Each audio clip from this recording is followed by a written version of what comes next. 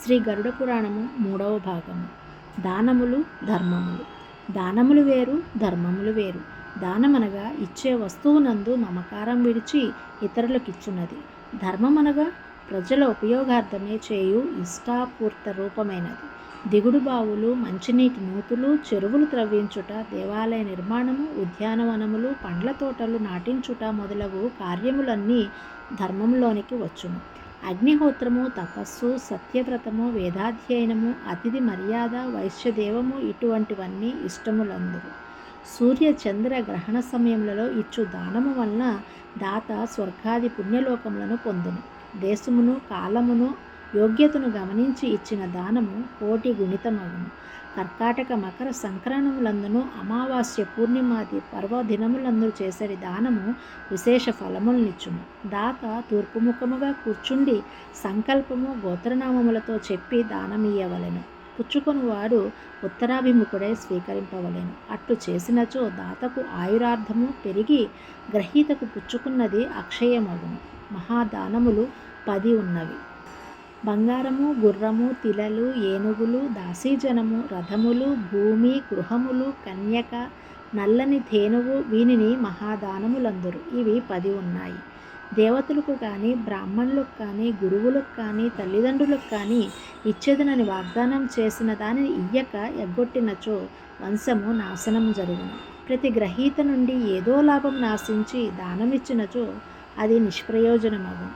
ప్రతి గ్రహీతనుద్దేశించి దానము చేయుచు ఆ దాన ధారను భూమిపై విడిచినచో ఆ దానఫలము మహాసాగరము కన్నా అనంతమైనది అగును.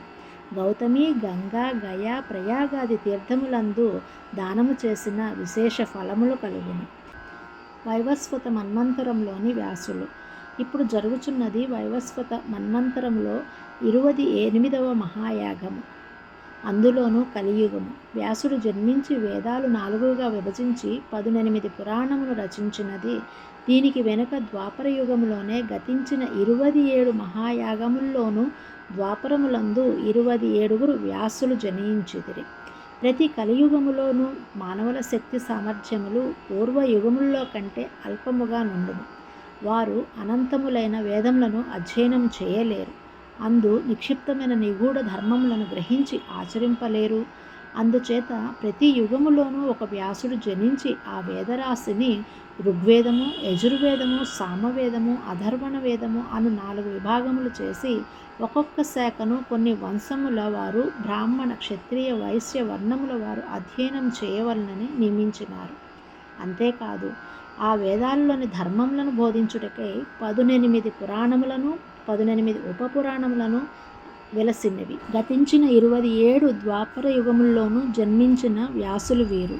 మొదటి మహాయుగమున ద్వాపరములో వెలసిన వ్యాసుడు స్వయంభువ మనువు, 2వ ద్వాపరములో ప్రజాపతి, 3వ ద్వాపరములో ఉసనసుడు, 4వ ద్వాపరములో బృహస్పతి, 5వ ద్వాపరములో సవిత్రుడు, 6వ ద్వాపరములో మృత్యువు, 7వ ద్వాపరములో ఇంద్రుడు, 8వ ద్వాపరములో వశిష్ఠుడు, 9వ ద్వాపరములో సారస్వతుడు, 10వ ద్వాపరములో త్రిధాముడు, 11వ ద్వాపరములో త్రివృషుడు, 12వ ద్వాపరములో శతతేజుడు, 13వ ద్వాపరములో ధర్ముడు, 14వ ద్వాపరములో తరక్షుడు, 15వ ద్వాపరములో త్యారుని, 16వ ద్వాపరములో ధనుంజయుడు, 17వ ద్వాపరములో కృతంజయుడు, 18వ ద్వాపరములో రుతంజయుడు, 19వ ద్వాపరములో భరద్వాజుడు, 20 ద్వాపరములో గౌతముడు, 21 ద్వాపరములో రాజశ్రవుడు, 22 ద్వాపరములో సుష్మాయనుడు, 23 ద్వాపరములో తృణబిందుడు, 24 ద్వాపరములో వాల్మీకి,